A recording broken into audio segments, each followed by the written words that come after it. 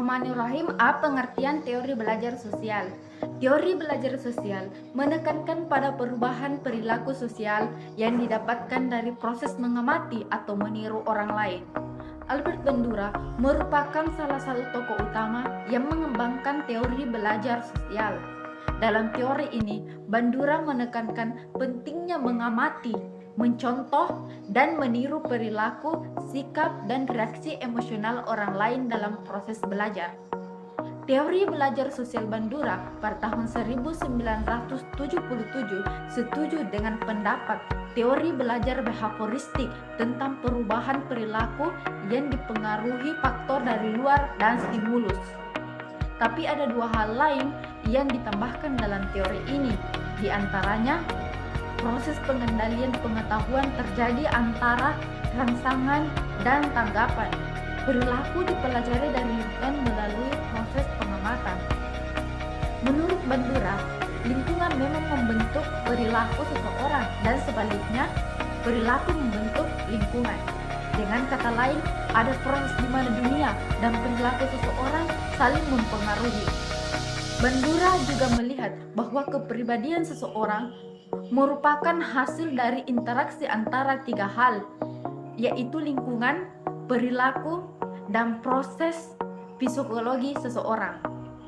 Bandura meyakini bahwa sebagian besar manusia belajar melalui proses pengamatan yang dilakukan secara selektif dan mengingat-ingat tingkah laku orang lain. Jadi, perilaku mereka tidak hanya dibentuk atas reaksi stimulus atau rangsangan, tapi juga akibat adanya interaksi antara lingkungan dengan pengetahuan kognitif individu itu sendiri. Baiklah, saya akan melanjutkan bagian B, ciri-ciri teori belajar sosial.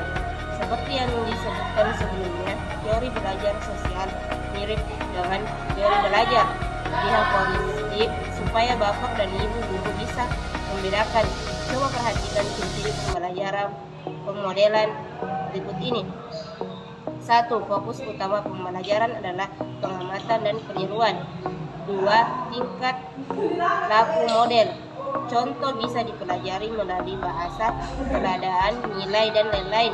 3. Siswa bisa meniru satu kemampuan atau perilaku dari kejadian yang dialami orang lain atau dari hal yang diperagakan oleh guru sebagai model. 4. Siswa memperoleh kemampuan jika mendapatkan kepuasan dan respon rangsang yang positif. Proses pembelajaran meliputi memperhatikan, mengingat, dan meniru tingkah laku atau timbal balik yang sesuai, diakhiri dengan respon yang rangsang positif. Baiklah, itulah tadi lanjutan materi bagian B. Assalamualaikum warahmatullahi wabarakatuh. Bismillahirrahmanirrahim. Assalamualaikum warahmatullahi wabarakatuh. Perkenalkan, nama saya Andriani Ansar dari ruangan 2 semester 5. Baiklah, saya ingin melanjutkan pemaparan materi dari teman saya sebelumnya, yaitu bagian C, contoh dan langkah penerapan teori belajar sosial Bandura. Yaitu contoh dalam kelas, kita bisa menerapkan teori belajar sosial dengan beberapa cara. Misalnya untuk mengajarkan materi sejarah kepada siswa, kita bisa membawa peserta didik atau siswa ke tempat atau lokasi bersejarah, bisa dikatakan sebagai study tour. Dan tujuan dari study tour ini bukan hanya untuk belajar, tetapi siswa atau peserta didik itu lebih rileks lagi dalam menghadapi pelajaran yang akan datang selanjutnya, dan bisa dikatakan sebagai kita memberikan healing kepada mereka. Dan yaitu misalkan kita membawa ke tempat bersejarah yang berada di dekat-dekat atau di sekitar kita, seperti yang ada di Sulawesi Selatan, misalnya di Goa, Bone, maupun yang ada di Bulukumba sekaligus, yang asalkan itu mudah untuk dijangkau. Baiklah, selanjutnya, apabila kita tidak memungkinkan untuk ke tempat lokasi tersebut, cobalah mencari video atau foto yang dapat menampilkan secara detail tempat dan lokasinya. Itulah dari saya, dan contoh selanjutnya adalah kita bisa memaparkan teori belajar sosial dalam pelajaran ekonomi, seperti kita menerapkan teori ini kepada siswa terjun langsung ke lapangan seperti pasar sederhana. Kita bisa menciptakan teori belajar sosial ini dengan menurunkan langsung peserta didik dengan tujuan untuk melihat atau menerapkan teori belajar sosial. Dan itulah yang saya bisa sampaikan mengenai contoh teori belajar sosial Bandura. Dan selanjutnya yaitu dalam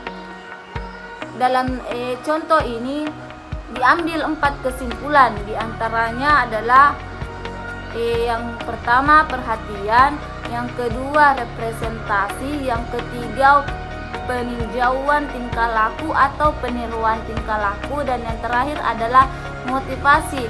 Keempat proses penerapan teori belajar Bandura ini saling berkaitan satu sama lain. Selanjutnya adalah selain itu guru bisa bergantian kepada siswa atau sesama siswa antara guru menjadi model atau contoh belajar sehingga tercipta cara berpikir yang konstruktif, efisien, dan produktif bagi mereka.